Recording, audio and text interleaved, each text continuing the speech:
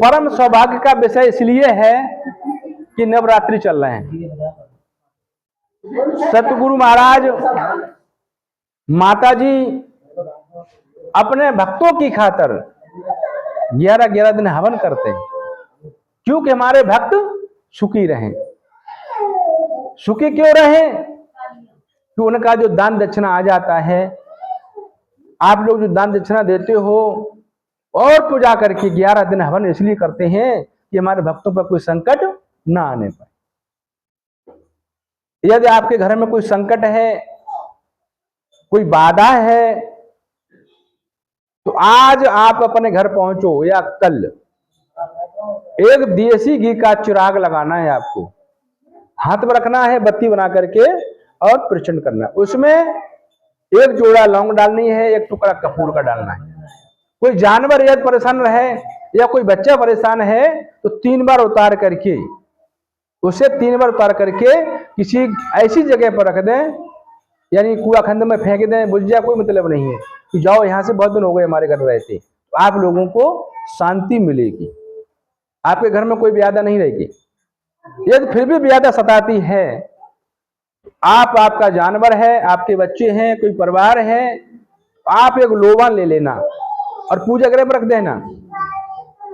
और जहां पे आपका जो है जानवर है, तो जानवर के पास में उसका धुआं लगा देना, आपको सुख शांति मिलेगी, जानवर ठीक हो जाएगा, बच्चे ठीक हो जाएंगे। लेकिन ध्यान गुरु का जरूर करो। संकट आए तब भी ध्यान को मत भूलो, क्योंकि ध्यान हर का न हृदय से भूलो, ये भुलाने के काबिल नहीं। बड़ी मुश्किल में नर्तन मिला, ये गमाने के काबिल नहीं है। क्योंकि बड़ी गुरु महाराज बड़ी असीम कृपा करके मिलते हैं, और आनंद प्राप्त करने के लिए अंतर्यामी की जरूरत है। भगवान कहाँ मिलेगा? अंदर मिलेगा। ढूंढ कहाँ रहे हैं? बाहर ढूंढ रहे हैं, मंदिर में ढूंढ रहे हैं, गिरजा गुरुद्वारे में ढूंढ रहे हैं। आप लोगों को क्या करना है? आप खूब समझ लो, सुन लो। यदि फिर भी कोई संकट आता है तो 3 जोड़ा लौंग लेकर के उस जानवर पे या बच्चे पे कोई संकट है, उतार करके 3 दिन लगातार फेंक दो, कोई आप घर में संकट नहीं रहे। प्रेम से बोलो अनंत भगवान की। प्रेम सज्जनों, समय कम है कि शाम को आप लोगों को किसी घर जाना है और यहाँ हवन होगा। कोई रुकना चाहता तो रुक ही सकता है। एक आज हवन होगा, एक लास्ट कल हवन होगा, क्योंकि आज हमारा क्या है, चौथा दिन है आज घर के यहाँ, नमाया दिन है आज 9वां दिन है हमारे यहाँ। 9वां ना 10वां दिन है आज। 9 दिन तो हो चुके हैं हवन, आज 10वां दिन है। कल 11वें दिन हम माता जी को विदा कर देंगे, क्योंकि विदा क्या होता है वो तो रहती यही है, पता नहीं है कब होगा, ये पता नहीं है। आज शाम को होगा। तो जिस किसी को शामिल होना है वो हो सकता है। क्यों कि 5 के लोग कहते अभी आ रहे, अभी आ रहे, नहीं आ पाते, हमें मालूम कब है, क्या पता है। लेकिन कल हमारे यहाँ कन्या भी होंगी, छोटी छोटी बच्चियां, और कल दिन में ही हवन होगा, क्योंकि लास्ट है कल। माता जी शाम को भेजेंगे, जेल तो है ना, जेल में छोड़े, रात में छोड़े जाते जेल में से, है ना। ये तो सत्संग है, माता जी जो घूम घाम के यहीं रहेंगे। तो जिस किसी को जब शामिल होना है वो हो सकता है। आज हमारे मिस्त्री 2 दिन मिस हो गए, कोई कारण था, लेकिन वो लगातार रोजाना ड्यूटी दी है, रोजाना लगातार ड्यूटी दी है। अशोक जी ने, इन्हें भगवान देवी माता गुरु महाराज हमेशा हमेशा के लिए स्वच्छ और शांति रखें, क्योंकि बड़े भाग्य सत्संग सुनने को मिलता है। बड़े भाग्य, जब सौभाग्य होते हैं, जब पाप नष्ट होते हैं, तब सत्संग की प्राप्ति होती है, तब सत्संग सुनने को मिलता है। गुरु महाराज आपको बुलाते हैं, नाराज होकर बुलाते हो, क्यों बुलाते? तुम्हारे कल्याण के लिए। ये नहीं कहते 10 रुपया हमें दे जाओ हमारा कल्याण हो जाए, क्योंकि हम तो खुद मजबूर हैं। क्यों कि तुम बैठे जमीन में तुम हो जिम्मेदार, और हम बैठे चौकी पे मैं चौकीदार।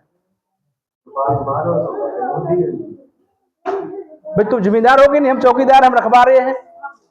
कोई अगर कोई बात हुई तो फोन कर देते, गुरु महाराज जी देख रहे तो चौकीदार है कि नहीं है? चौकीदार तो देखते रह करता है, जिम्मेदार तो बैठा बैठा देख रहा है।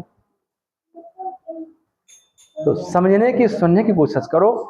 एक अपन विचार बनाओ कि सेवा का नाम सुन के तन धन को ना छुपाना, मिलती जिंदगी में सेवा कभी कभी। तो आप लोग ऐसे चुन लो, आप लोग में से चुन लो जो माता जी की सेवा कर सको, आप लोग में चुन लो गुरु की सेवा कर सको। कम से कम 15 तारीख को 30 तारीख को एक दिन की सेवा दे दो, तो सुबह आ जाओ और गुरु जी माता जी बिछौना तुम्हारे बैठा रहे हैं, फिर उठाएं फिर करें। अच्छा लग रहा है तुम लोगों को? जबकि वहां बड़े बड़े प्रोग्राम होते हैं। एक जने आए थे कि प्रभु के प्रोग्राम होता है, प्रभु जहरे मालूम कहाँ ऊपर चले गए। तो सेवा का नाम सुन के तन दिन को न छुपाना, मिलती है जिंदगी में सेवा कभी कभी, हर समय नहीं मिल पाती। एक समय भगवान नारद मुनि भ्रमण करते हुए कहा द्वारका पहुंच गए। सखियां वहां उदम मचा रही थी भगवान के प्रति, यही भगवान हमको मिल जाए, ये भगवान हमको मिल जाए। नारद मुनि ने कहा कि भगवान तो मिल सकते लेकिन दान करो तब। कहते क्या दान करें? भगवान को दान करो तभी तो मिलेगा। वो जो चीज दान करोगे वही दान मिलेगी। सखियां कहने लगी भगवान को दान कैसे करते हैं हम? सखियों ने कहा कि अगर नारद मुनि ने कहा कि अगर दान नहीं करोगे तो मिलेंगे नहीं, वो तो व्यवहार है, जो दान करोगे वही तो मिलेगा, बढ़ के मिलता है। तो सखियों ने सबने सलाह की और कहा कि भैया ऐसा करो कि तुम दान श्री कृष्ण भगवान की करो। श्री कृष्ण भगवान को दान कर दिया। भगवान को लेकर के नारद मुनि चलने लगे, सखियां रोने लगी, पीटने लगी, क्यों कि अब क्यों जा रहे हैं भाई, दान कर दिया फिर तुम्हारा क्या रह गया? क्या फिर मिलेंगे, अब आकर के फिर मिलेंगे। तो दान दक्षिणा किया करो, कुछ ना कुछ किया करो। क्यों कि अगर कुछ करोगे नहीं तो कुछ आपको मिलने वाला नहीं। लोभी कपटी लालची इनसे भक्ति न होए, भक्ति करे कोई सूरमा, जात वर्ण कुल खोए। संत कहते जात पात पूछे न कोई, और जो हरि को भजे सो हरि को। ये रियल बात है। जब वोट मांगने जाते हैं तब ना देखे जो धानो को एक धोबी एक जाट हो के ब्राह्मण हो, जब ठाकुर हो जाते वो सबके पास छूत फिर चमंगिनिया हो। सोचने वाली बात है। भगवान भक्ति में क्या कह दिया, साहब जो चमार हैं वे ठाकुर वे पंडित हैं, स्कूल में सब एक है। एक हमारे पड़ोस में मास्टर नहीं है, वो छोटे छोटे बच्चों को पढ़ाती हैं, और आपकी माता जी के उन्होंने मजाक बनाना शुरू किया। तो उन्होंने कहा कि जितनी तुझे तनख्वाह मिलती है उससे हमें दक्षिणा रोज मिलती है, और तू पढ़ाते छोटे छोटे बच्चों को, हम पढ़ाते हैं बड़े बड़े बच्चों को, बड़े बड़े क्लास लेते हैं। कौन बड़ा हुआ? कि बड़े बढ़ाता वही तो बड़ा हुआ। हाँ, बस चुप हो गई, आज वो नीची हो गई। सत्संग की महिमा बहुत अगम अपारा है। आप माताओं बहनों अपने अपने पति को बस में करना चाहते हो तो कल परसों 7 तारीख को पूर्णमासी आ रही है।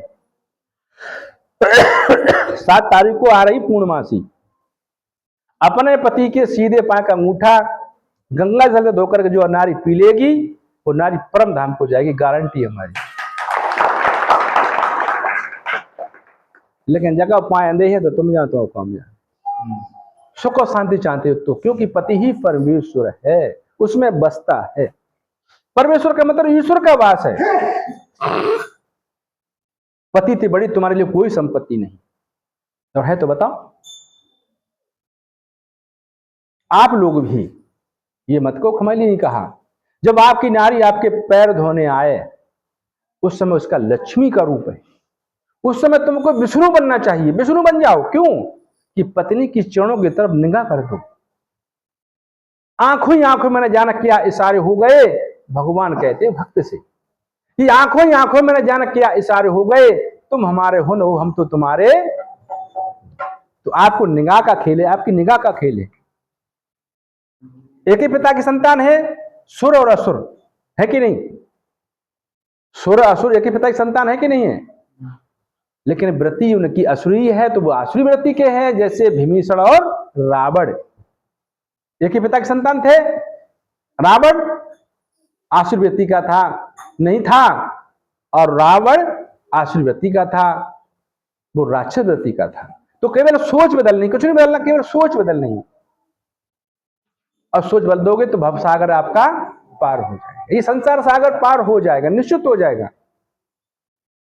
यदि आपको कोई भूत सता रहा है तो भगवान का भेजा हुआ दूत होगा कि नहीं?